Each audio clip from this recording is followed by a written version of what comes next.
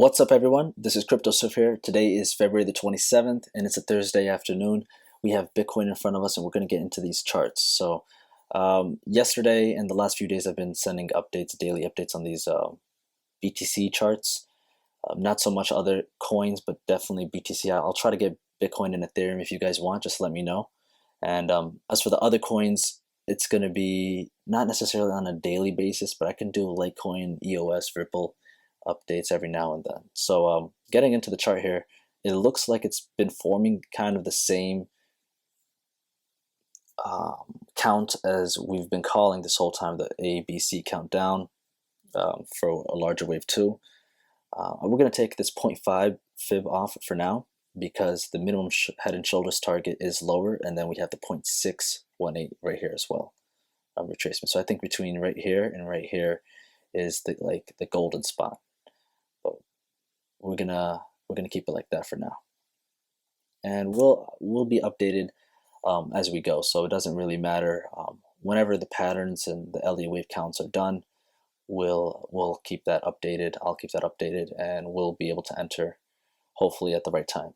Now, as far as this information here, I thought it was going to curve up here and retest this. That's why these blue lines are here. Oh, I'm sorry. That's why these the blue lines are here. Oh my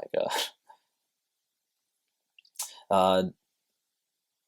These blue lines right here, I was expecting a retest to right there. And this white line is the head and shoulders line. So I think that this head and shoulders has been breached. It's moved almost halfway, and now I think that we can have a retest. Now, let me go ahead and remove a few things just to make it less confusing. Take that, take that off. So we have this A, B, and now C comes all the way down here.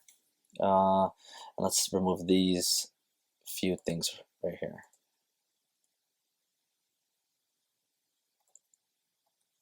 Give me a second. All right. Now, with that being said, this was the original count: 1, 2, 3, retest around here, 4, and then come back down 5, and then larger wave 3 is done. I'm not sure about that anymore because of the look of this. I think that this could be 3, but I don't know. I really don't know. Honestly, this is a little confusing. What could be going on is if we dig a little deeper into the lower time frames. Although it's a little ugly, it is possible that, I mean, it is ugly, but so if that's the top 1, 2, 3, 4, 5, it's possible. In fact, this actually makes a lot of sense. We can call this wave 1, and then you see how we have a B. The B was a retest, and then a C. That's a larger degree wave 2. So something like that. Yeah, so 1, 2, 3, 4, 5, a leading diagonal created wave 1 of this white 5-wave impulse. Then we had wave 2 right here. And let's go ahead and change the degree for a second, just so that we can find the lower degree.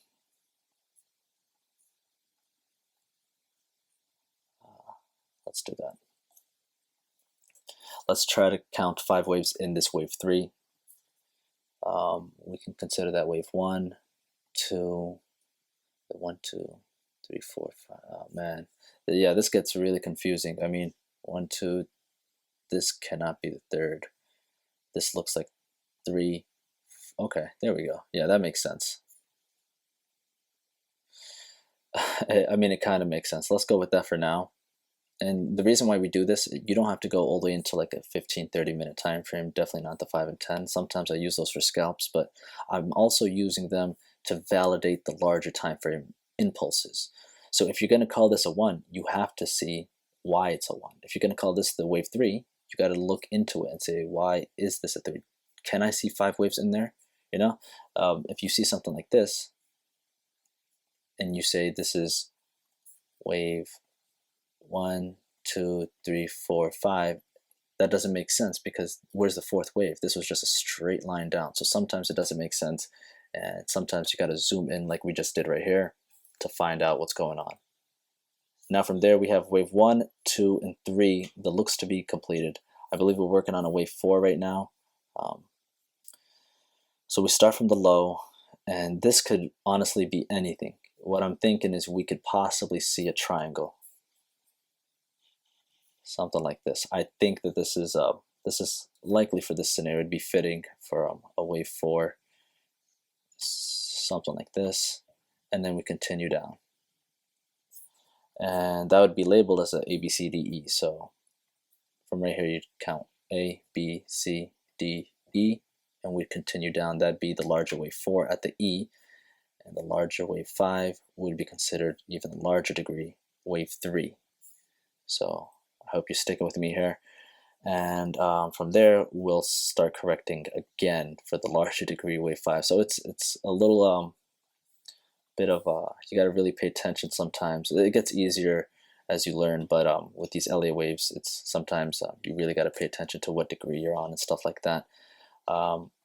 So that could be the case, an ABCDE triangle. You could kind of, let's see, could work off something like this.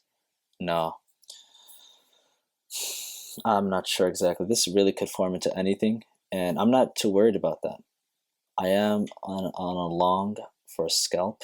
I think we're going to move up for the rest of the day, up and down. I mean, we could do something like that and then break down. What we don't want to see is us getting above right here, because that's where wave 1 is, and we don't want wave 4 to overlap wave 1. So if we get into that price territory, then it's likely that this is not what we're thinking of. Maybe the bottom is in, maybe not, but definitely not a 1, 2, 3, 4, 5. So around, what is that, 94.50. We don't want to see it hit 94, yeah, 94.50-ish. Other than that, guys, that's about it. I mean, the target remains the same for the most part. The count remains the same for the most part. We dug a little deeper into it. I'm not sure exactly what's going on here. My best guess, like I said, would be a triangle, a symmetrical triangle, wave 4, which is, as I've mentioned before, a continuation triangle. So you see that the trend is down, then we form a triangle, we're going to continue down. And that's just based off classical charting patterns, regardless of the Elliott wave counts. Whenever you see something go down and then form a symmetrical triangle, it's going to continue down, and vice versa, something up and forms a continuation triangle, we're going to continue going up.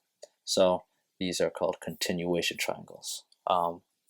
So the price went down 1, 2, 3, this would be 4, something like that, like I said. And then wave 5 over here. Larger degree wave 3 would be put in once we get that drop. And then we can work on the larger degree wave 4 and 5. And whenever these 2 waves are done, 3, 4, 5, these last 3 waves, it's likely that the correction is done. So I'll keep you guys updated on that. And that'd be a larger degree wave 2. And some people are asking, will this whole thing be a wave 4? I don't think so. A larger degree wave 4, people are saying, could it be something like this? 1, 2, 3, 4, 5.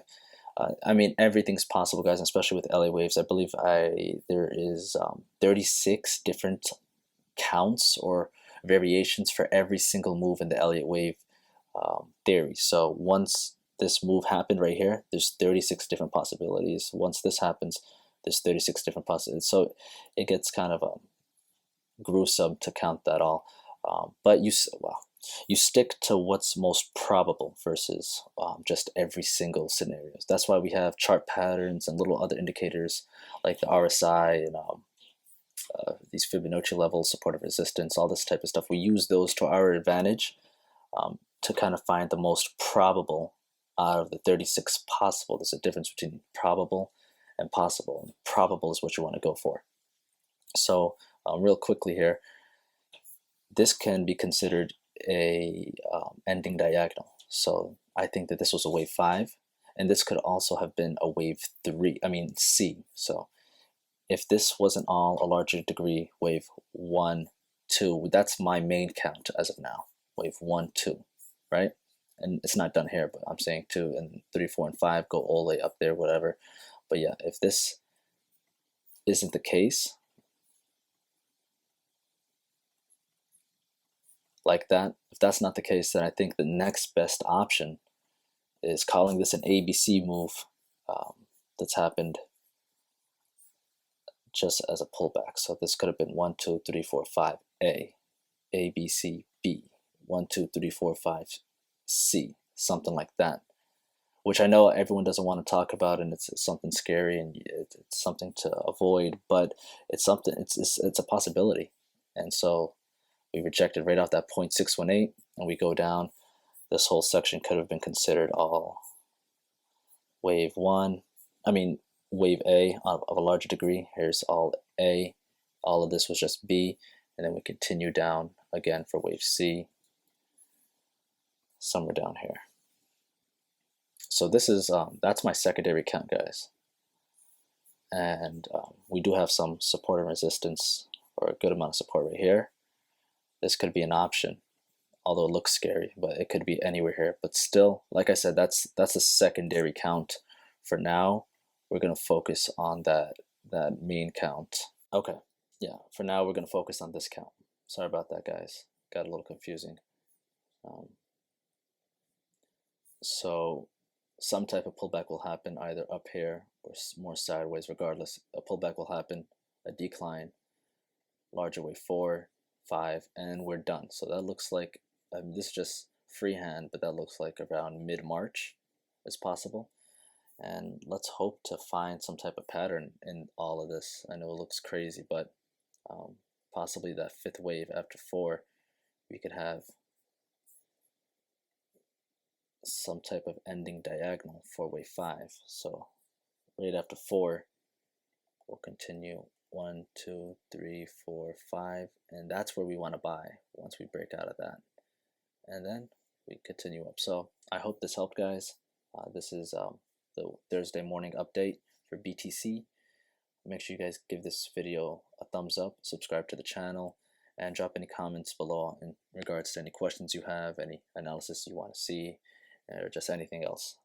Other than that, make sure you check the description for the Telegram group and the Telegram channel. They're both free, and the links are in the description below.